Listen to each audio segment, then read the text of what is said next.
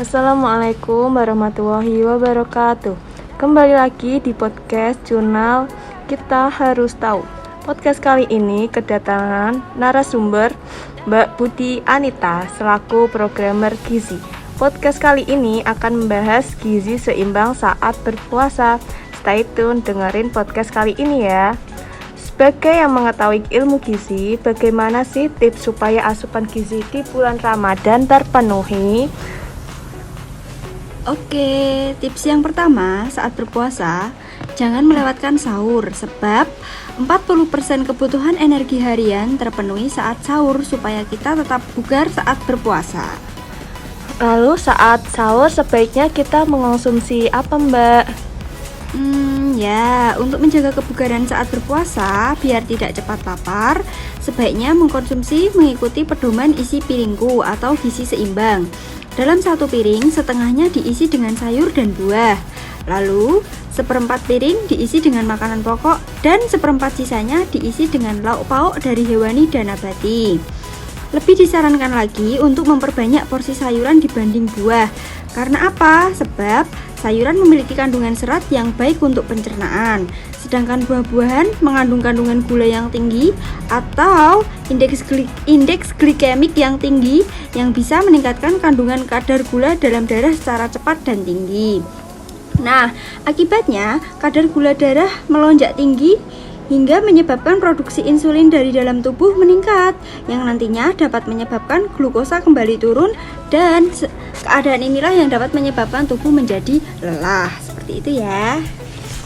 Nah, makanan dan minuman apa saja nih Mbak yang harus dihindari saat berpuasa? Oke, makanan dan minuman yang sebaiknya dihindari saat berpuasa ya.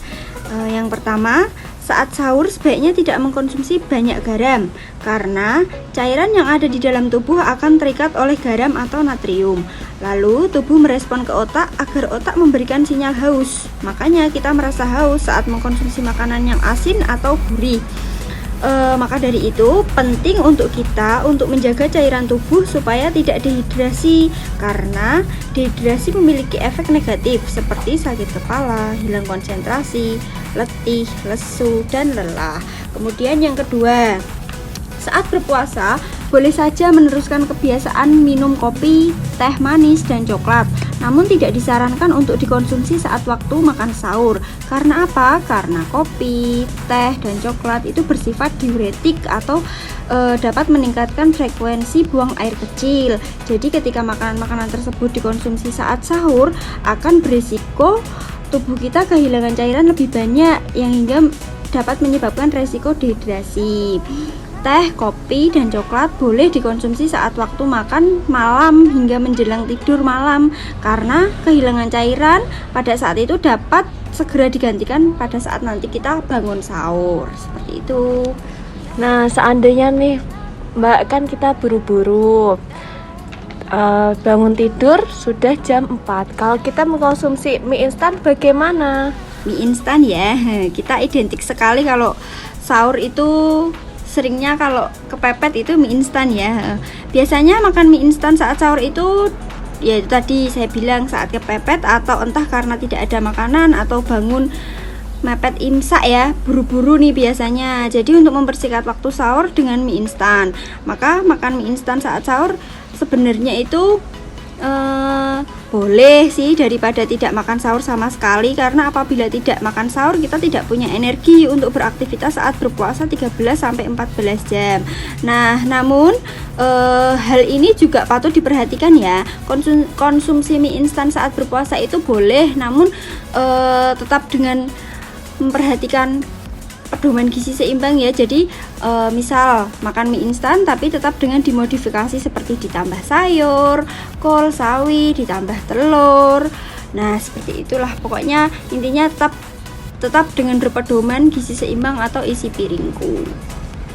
Nah, saat berpuasa nih Mbak, kita tuh sulit mengatur untuk meminum air putih. Terus bagaimana nih jadwalnya agar kita tuh tetap satu hari meminum air putih 8 gelas atau 2 liter. Ya, seperti biasanya kita tetap minum air putih 2 liter sehari. untuk 2 liter air sehari itu bisa dibagi menjadi 8 gelas. Yang pertama, 1 gelas untuk membatalkan puasa, kemudian 1 lagi diminum sebelum makan makanan utama. Yang ketiga, diminum 1 gelas sebelum tarawih dan segelas lagi sesudah tarawih. Kemudian sebelum tidur kita bisa minum 2 gelas air putih dan 2 gelas sisanya bisa diminum sebelum dan sesudah makan sahur. Nah, banyak diantaranya kita ini Mbak, kalau sudah adzan maghrib tentunya membatalkan puasa itu langsung cepet-cepetan makan gorengan dan es campur. Nah, menurut dari gizi nih Mbak, itu benar apa tidak sih makan gorengan dan es campur langsung tanpa minum air putih terlebih dahulu? Nah, ya nih, seringnya kan kalau buka puasa itu kita sudah persiapan beli es campur, kolak, ya, seperti itu. Nah, ya, sebagian besar membatalkan puasa langsung minum es campur dan gorengan, itu sudah seperti menu wajib ya. Padahal itu tidak disarankan karena dapat memberikan efek negatif pada tubuh.